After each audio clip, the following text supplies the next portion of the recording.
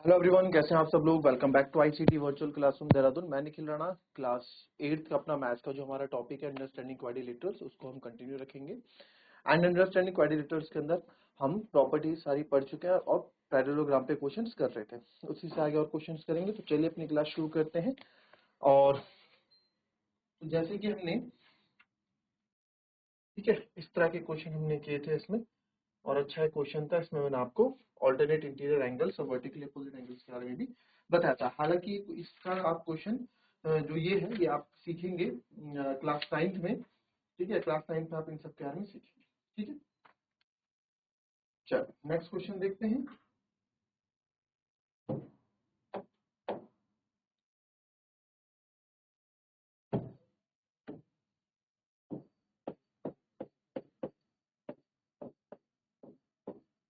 The measure of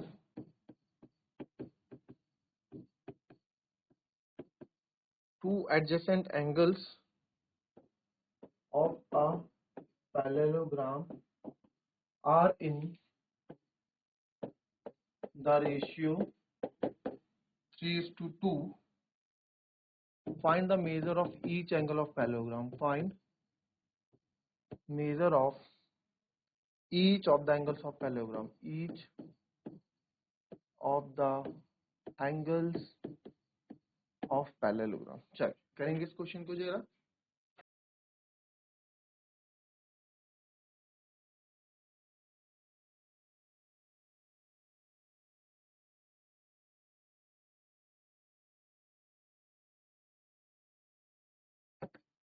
कैसे करेंगे इस क्वेश्चन को? चलिए फटाफट फटाफट पैरेललोग्राम बनाओ एक। पैरेललोग्राम बनाओ एक।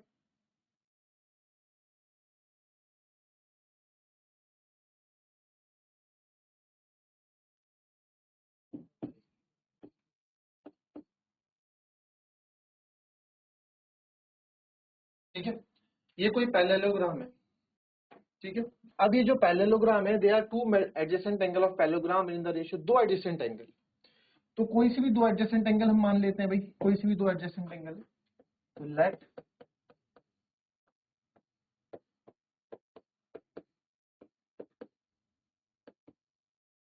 द टू एडजेसेंट एंगल्स भी ए एंड बी हम ले लेते हैं। ठीक है, ए एंड बी को हमने जो है, लेट टू एडजेसेंट एंगल हमने जो लिए ए एंड बी लिए हैं, और उनका जो रेशियो है 3:2 दिया। तो देयरफॉर सर जो ए इज टू बी हमारे पास है वो 3:2 रेशियो हमको दिया है। तो आपको हमेशा मैंने एक चीज बताई है, ठीक है, पहले भी आप ये चीज जिसको नहीं पता समझ लें कि जब कभी भी रेशियो में चीज हो, जब कभी भी रेशियो में आपको चीज गिवन हो तो आप क्या करेंगे। ठीक है, रेशियो में आपके पास कभी भी कोई चीज गिवन हो तो क्या करना है सर, रेशियो में कभी भी कोई चीज गिवन है तो उसको जो है आपको रेशियो हटा के कॉमन वेरिएबल लगा देना है। ठीक है, क्योंकि रेशियो अनुपात होता है। इसके पीछे की कहानी है थोड़ी बहुत, उसको बाद में डिस्कस करेंगे कभी। फिलहाल आप ये समझ लीजिए कि रेशियो को हम कैसे करते हैं।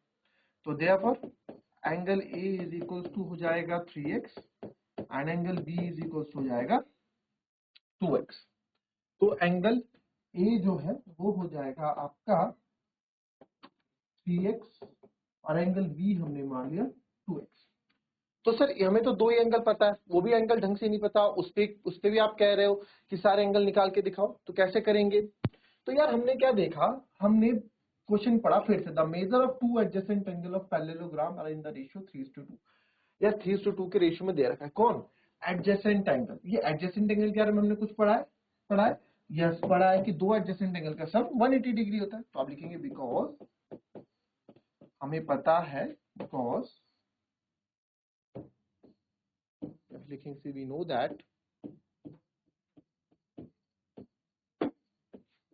That the sum of two adjacent angles of parallelogram is 180 degree. The sum of two adjacent angle of parallelogram is 180 degree. तो therefore एंगल ए और एंगल बी का जो सम होगा सर वो 180 डिग्री के बराबर होगा। ठीक है, तो a हमने माना था 3x, b हमने माना था 2x बराबर 180 डिग्री। तो 3x प्लस 2x आपका हो जाता है 5x, 5x बराबर 180 डिग्री, तो x बराबर हो जाएगा 180/5। ठीक है, हम x यहाँ से निकालेंगे तो आप कहेंगे 5 1 जा 5, 5 3 जा 15, ठीक है, 3 बचेगा, 5 6 जा 30। तो अब यहाँ से x की वैल्यू कितनी आ गई हमारे पास, 36 आ गई। अब काफी बच्चे आंसर छोड़ देते हैं x बराबर 36। ये तो x बराबर 36 आया ना, आपके ऑल की वैल्यूज छोड़ना ही है। तो देयरफॉर आप एंगल A आपने माना था सर 3x, तो देयरफॉर एंगल A हो जाएगा 3 × 36, तो 36 3 जो होता है 108। ठीक है, एंड तो एंगल A आ गया आपका 108। एंगल B आपने माना था 2x, तो B आ जाएगा 2 × x के 36, तो एंगल B आएगा 36 दूनी 72, तो आ गया 72। ठीक है, आप इनको प्लस करके देखो, 108 और 72 देखो 180 ही होगा। 108 और 72, 8 और 2 10, 7 और 1 8, 180। तो यानी कि यस, हमारा आंसर अभी हमने सही किया, इनका सम 180 आ रहा है। बट सारे एंगल बोले तो सारे एंगल भी निकाल लेंगे, तो आप लिखेंगे यहाँ पे, यहाँ थोड़ा यहाँ बता देते है ना, इतना आएगा। तो therefore because angle A is equals to angle B, क्यों, opposite angle of parallelogram, opposite angle of parallelogram equal होते हैं, तो देयरफॉर एंगल बी भी आपका कितना हो जाएगा, सॉरी एंगल उल्टा लिख दिया, एंगल ए के अपोजिट कौन है, angle C, angle C is equals to angle A, तो देयरफॉर एंगल सी भी, ठीक है, एंगल सी भी सर हमारा कितना हो जाएगा, 108 डिग्री हो जाएगा।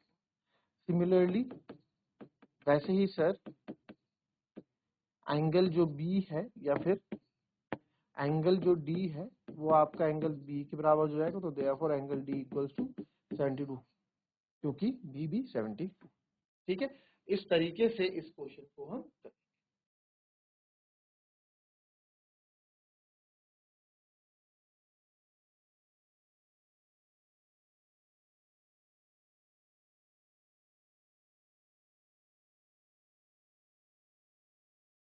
चलिए नेक्स्ट क्वेश्चन में आते हैं। तो इस बार क्वेश्चन थोड़ा अलग कर देते हैं, तो इसमें लिखते हैं टू एडजेसेंट एंगल, इसको थोड़ा अलग कर देते हैं।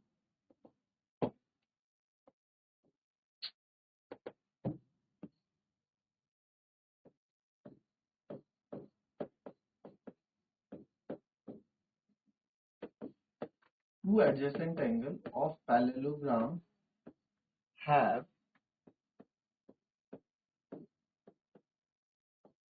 इक्वल मेजर है दोनों का।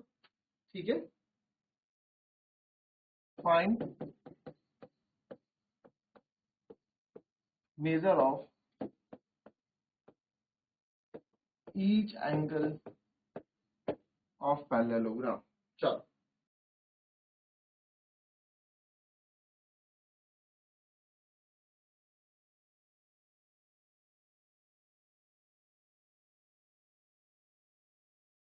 ठीक है,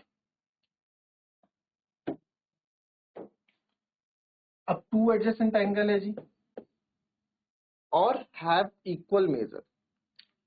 अब सर इक्वल मेजर है इनका, तो इक्वल मेजर क्या हुआ, यानी कि दोनों क्या है, बराबर है। दोनों क्या है जी, बराबर है। ये हमारे पास पैरेललोग्राम हो गया था, पिछले रेक्टेंगल बना दिया था, तो दो एडजेसेंट एंगल। तो इस बार ए बी सी डी, इस बार बी और सी ले लेते हैं या ए और डी ले लेते हैं। ए एंड डी हमने ले ली, तो हम यहाँ लिखेंगे let the two equal adjacent angle B, adjacent angle अगर अड़ोसी पड़ोसी हो सकते हैं बस, और कोई हो नहीं सकता, angle A and angle D ले लेते हैं। अगर कोई बोले सर एंगल ए और एंगल सी ले लो, तो वो एडजेसेंट नहीं है। एडजेसेंट आपको क्या बताया गया था, एडजेसेंट आपको बताया गया था कि आपके पड़ोसी जो एंगल होते हैं उनको बोलते हैं। तो देयरफॉर हमने मान लिया let angle A B X degree A and D, क्योंकि दोनों ही इक्वल है, हम नहीं बोल रहे हैं, क्वेश्चन में बोल रहा है let angle A and angle D B X degree के हमने मान दिए, ठीक है। अब यहाँ पे क्या है, देयरफॉर, तो because sum of adjacent angles of parallelogram is 180 degree, so therefore x plus x, therefore angle A plus angle D is equals to 180 degree, angle A x है, angle D भी x है, equals to 180 degree. x plus x is 2x equals to 180 degree, तो angle x यहाँ से 182/2 हो जाएगा, आपका पता है ना, ये 2 इधर आएगा, आपको बता देते हैं, नहीं तो कंफ्यूज हो जाओगे। 182 मल्टीप्लाई में इधर आके डिवाइड में हो जाएगा 2 से 90 टाइम्स, तो x बराबर कितना हो जाएगा 90 डिग्री, x बराबर कितना हो जाएगा 90 डिग्री। तो सर जब x बराबर हमारा 90 डिग्री हो जाएगा तो देयरफॉर हमें पता है angle A angle D equal है, angle A is equals to angle D is equals to 90 degree, दोनों ही 90 डिग्री के हो गए क्योंकि दोनों ही बराबर थे, तो ये भी 90 हो गया, ये भी 90 हो गया। अब आप चाहे इसको एडजेसेंट एंगल की मदद से निकालो, चाहे अपोजिट एंगल की मदद से निकालो, बात एक ही। तो therefore angle C is equals to angle A, आप लिखेंगे opposite angle of parallelogram are equal, तो देयरफॉर एंगल सी भी आपका कितना हो गया 90। सिमिलरली बाद में सिमिलरली लिख दो बस, फिर ये लिखने की जरूरत नहीं है। सिमिलरली एंगल जो आपका कौन सा है, एंगल बी जो है एंगल डी के बराबर है, दैट मीन्स एंगल बी भी आपका कितना हो गया 90, ठीक है। इस तरीके से इस क्वेश्चन को अंजाम।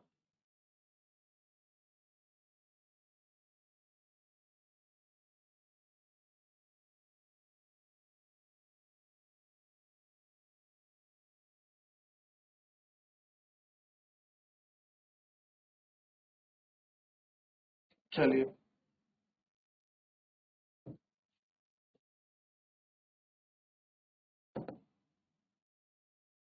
तो यहाँ पे हमारे पास है जिसका नाम है हमारे पास पी क्यू आर एस, और ये है 3x, ये है 18, ये है 3y माइनस 1, ये है 26, ठीक है। तो आपको यहाँ पे बोला है फाइंड x एंड y, चलो x एंड y निकाल के बताएंगे, x एंड y निकाल के बताएंगे।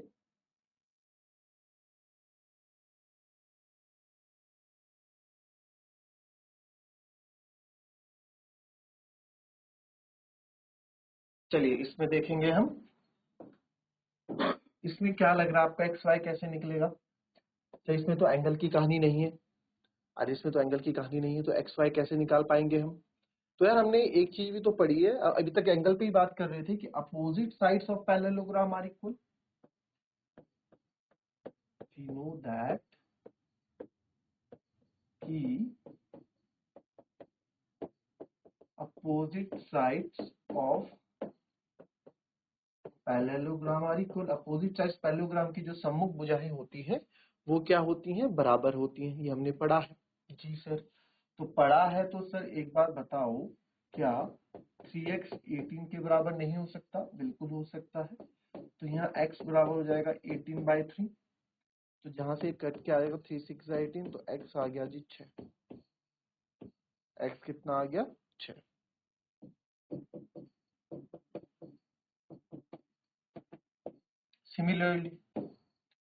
सिमिलरली आपका जो एस आर है, सिमिलरली जो आपका पी क्यू है वो एस आर के बराबर होगा। पी क्यू मतलब 3y माइनस 1, और इधर 26, अब सॉल्व करना है, हमें y की वैल्यू चाहिए तो y को अकेला रखेंगे, इधर 26 है, -1 इधर आके प्लस का 1 हो जाएगा, तो 3y बराबर 26 और 1 27, तो y बराबर आएगा 27/3 यानी कि 9।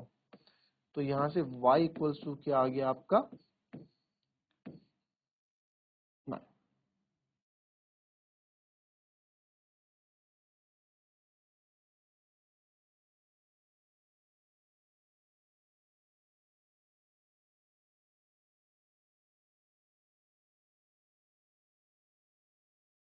ठीक है, तो y भी हमने निकाल लिया। ठीक है, तो अभी आज यही हमारी आज की क्लास, और इसमें जो है हमने थोड़ा थोड़ा धीरे धीरे पढ़े, कुछ कम क्वेश्चंस किए हैं, 3 क्वेश्चंस हमने आज किए हैं।